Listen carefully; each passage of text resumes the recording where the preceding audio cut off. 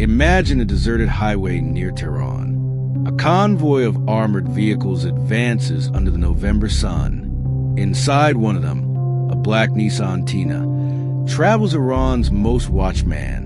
His name, Mohsen Fakhrizadeh. For his country, the genius behind the nuclear program. For Israel, public enemy number one who had to be eliminated. But before I tell you how he died, let me ask you something. If this content captivates you, give us a like and subscribe to the channel. Your support drives us to keep bringing these incredible stories.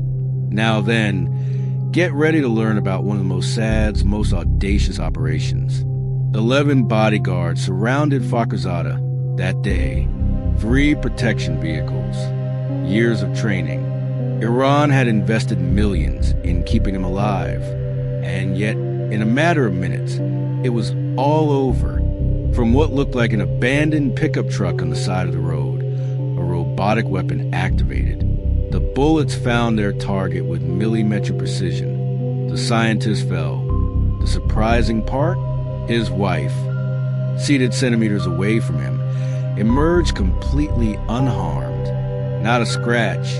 The bodyguards, confused, saw no one. Seconds later, the pickup burst into flames, erasing all evidence. The attackers simply weren't there, because they never existed. The question that shook all of Iran was inevitable. How did they eliminate the country's most protected man? The answer will leave you breathless. Israel used an artificial intelligence system controlled from another country, a weapon that thought, aimed, and fired without human hands. This operation marked a turning point in the history of modern espionage, and it all began years earlier in a very different place. The hallways of Imam Hussein University in Tehran looked like those of any institution. Among students and professors walked a short man with glasses and a well-trimmed mustache. Someone completely anonymous, a face you forget in seconds. But that invisible professor was, in reality, the most valuable piece of the Iranian regime. His name, Mohsen Fakhrizadeh. Officially, he taught nuclear physics. Blackboards full of equations, humorless classes, military discipline. His students remembered him as a dry, strict man, almost robotic in his teaching. He never shared anything personal, never stayed after class. His life was an enigma even to those who saw him daily to Iranian society. Fakhrizadeh was nobody. His name didn't appear in newspapers. Photographs of him were practically non-existent. University catalogs barely mentioned him. That silence wasn't accidental. Authorities had deliberately erased him from public space. And there was a good reason. In the West, his name was another story. In the secret files of the International Atomic Energy Agency, he appeared constantly. In CIA reports, they called him the unreachable source.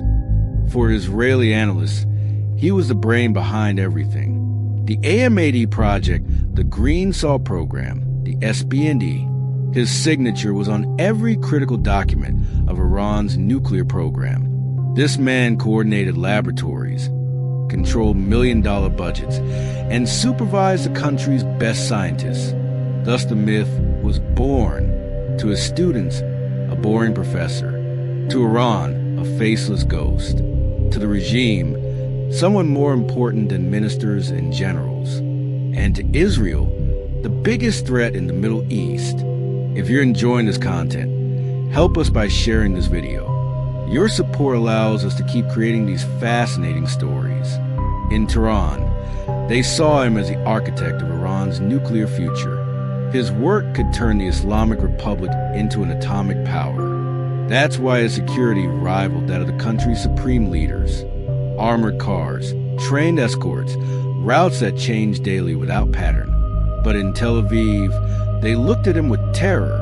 Israel faced constant threats. Hezbollah in Lebanon, Iranian forces in Syria, Hamas in Gaza. But if Iran obtained a nuclear bomb, the game would change completely. It wouldn't be just another risk. It could mean the end of the state of Israel. Then, in 2018, the Mossad executed one of the boldest operations in history. Infiltrated agents in Tehran entered an ultra-secret warehouse, and they left with a treasure. 50,000 pages of documents, 55,000 digital files, blueprints, protocols, test reports, the entire heart of Iran's nuclear program in their hands.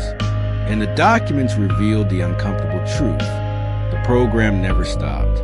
It just did better. And on every page, one name repeated over and over: Mohsen Fakhrizadeh. He was a connecting thread, the only one linking everything together. Eliminating him was a revenge. It was pure strategy. Without him, the program would lose its brain. Israel would buy time, perhaps years. And in that volatile region, every year counts. But the hunt for Fakhrizadeh had begun long before that deadly night in Mossad. His name appeared on the Mossad's radar in 2007. At first, just a line in a report, a faceless scientist, but with a dangerous resume. The more the Mossad investigated, the clearer it became. This man was key. By 2009, the plan to eliminate him was already on the table. Maps of his routes, analysis of his security, the exact point of attack, everything ready. But at the last moment, someone in Tel Aviv stopped the operation. The risk was too high. A single mistake could cost Israeli lives and trigger an international crisis. The Mossad backed down, but didn't forget. Between 2010 and 2012, Tehran lived a nightmare. A wave of targeted assassinations shook the nuclear program. Scientists died one after another, some in explosions of magnetic bombs attached to their cars, others riddled by phantom motorcyclists who disappeared in seconds, some found dead at their doorstep. In 2 years, 5 specialists fell. One survived by miracle. The methods changed, but in Iran, everyone knew who was behind it. The Mossad had declared war, but Fakhrizadeh remained alive. His escorts tripled. His routes became unpredictable. He lived knowing each day could be his last. For Israel, he was too valuable to risk failing. The chief architect could only die when success was guaranteed. Meanwhile, those operations from 2010 to 2012 served as rehearsal. The Mossad learned the weaknesses of the Iranian security system and waited for the perfect moment. If you haven't subscribed yet, this is the moment. Hit the subscribe button and activate the bell so you don't miss any of our videos. You help us enormously to grow and keep bringing quality content. Then came 2020, and everything changed. The Mossad wasn't going to send agents this time. There would be no motorcyclists or magnetic bombs. The new strategy was revolutionary. They would use technology that seemed straight out of a science fiction movie. A robotic weapon guided by artificial intelligence. A system that could recognize a face, track a moving target, and fire with surgical precision. All without a single Israeli agent setting foot on Iranian soil. The preparations took years. The Mossad needed precise information. Fakhrizadeh's schedules, routes he took, points where the convoy became vulnerable. And here enters one of the most fascinating parts of the story. According to intelligence reports, the Mossad recruited dozens of collaborators inside Iran. Some were aware of what they were doing. Others, simple informants who never knew they were working for Israel. Mechanics who checked the cars. Gas station employees. Vendors in neighborhoods near his home. Each piece of the puzzle was coming together. But the real masterstroke was another. The Mossad achieved something almost impossible. They infiltrated agents in Fakhrizadeh's inner circle. People who saw him week after week, who knew his habits, his weaknesses, his movements. They managed to create a perfect map of his life. And most impressive, this entire network operated for years without being detected. Iranian intelligence, recognized worldwide, saw nothing until it was too late. With the information in hand, time came to prepare the weapon. And here's where the story becomes almost unbelievable. The Mossad designed a high-tech arms system that could be mounted on a common pickup. In theory, it had to be able to recognize Fakhrizadeh's face among dozens of people, track his movement inside a moving car, calculate shooting angles, and execute the operation without error. All in real time, all from hundreds or thousands of kilometers away. But there was a problem. The system had to be tested, and you couldn't test something like that without drawing attention. According to journalistic investigations, the Mossad built an exact replica of Iranian highways in a secret location in Israel. They recreated a complete convoy, identical cars, escorts, speeds, distances, and they tested the weapon again and again. They adjusted algorithms, calibrated cameras, measured reaction times. Everything had to be perfect because there would be no second chance. Are you impressed with this story? Leave us a comment with your opinion. And if you want more content like this, don't forget to like and share this video. Your support motivates us to research and tell you these incredible stories.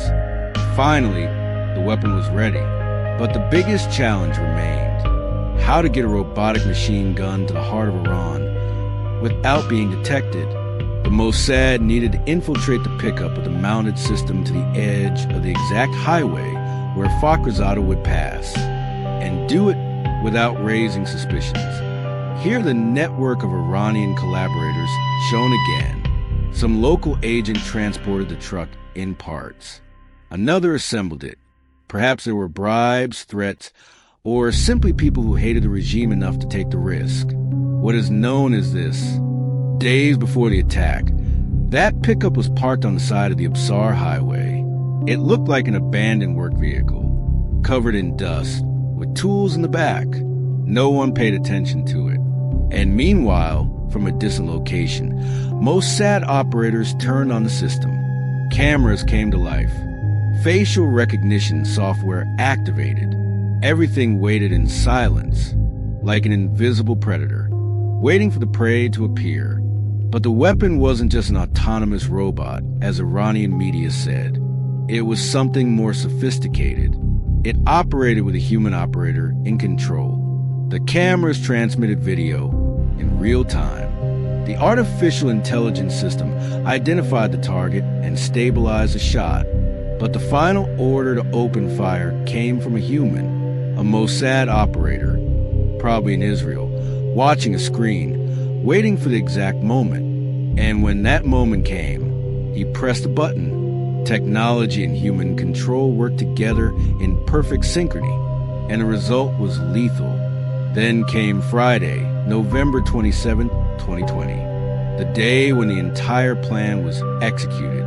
The sun was beginning to set when the convoy left Tehran toward Fakhrizadeh's weekend villa in Absard.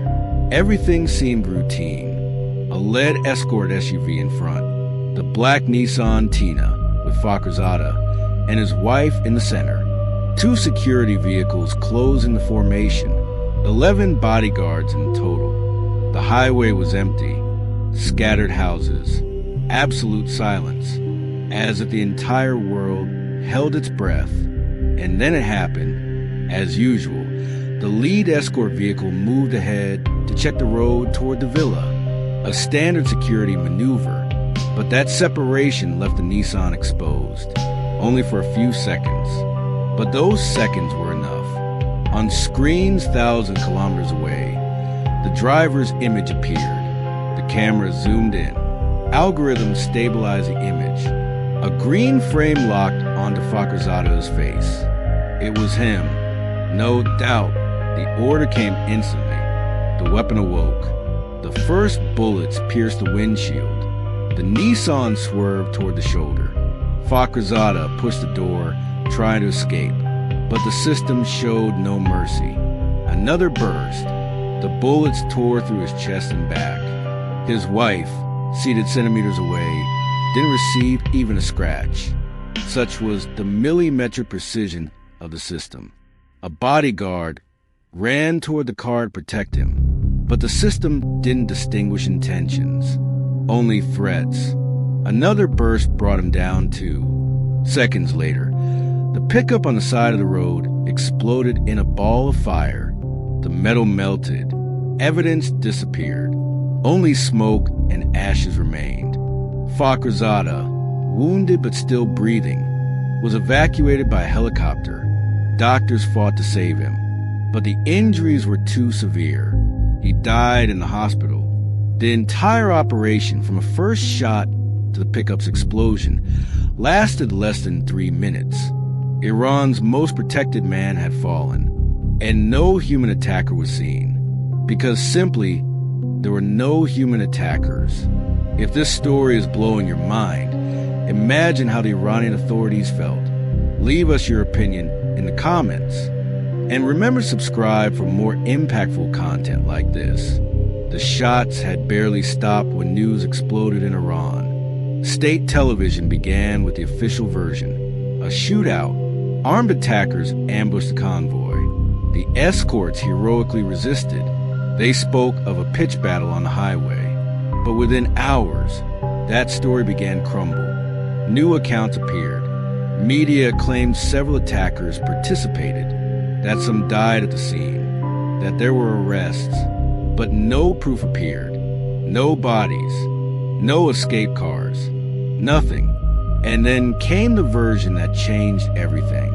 The FARS agency, controlled by the regime, published something shocking. There were no human attackers. The ambush was executed by an automated system hidden in the pickup, a camera, remote control, artificial intelligence, a robot. That was the truth Tehran finally admitted. And with that admission came something else. Humiliation. Because if the assassin was a machine, then it couldn't be captured. There would be no trial, no revenge. The enemy had entered, killed, and disappeared without a trace. And Iranian security forces could do nothing about it. The public reaction was devastating. Some shuddered. If the enemy could eliminate the country's most protected figure on its own territory, then no one was safe. Others ridiculed the official version, called an excuse to hide incompetence. On social media, comments were brutal. They can imprison students for posts, but not protect the nation's most important scientists. Memes and mockery flooded the internet. The regime's image of invulnerability collapsed, and every Iranian understood the message. If the most protected could fall, no one was truly safe. Meanwhile, panic consumed Tehran. Checkpoints appeared on every corner. Soldiers checked cars, asked for documents, asked questions. The entire country seemed like a giant checkpoint. But the more they searched, the more evident it became. There was no one to catch. Authorities needed to show they were still in command. They spoke of initial arrests, but never gave names. The intelligence minister hinted that a former soldier was involved. That same night, the army responded with fury. That man had been expelled years earlier for corruption and drugs. The blame game began. Tension exploded between two giants of Iranian power, the Ministry of Intelligence and the Revolutionary Guard. Each blamed the other for negligence. Both claimed to have issued warnings that were ignored behind closed doors. The words were even harsher.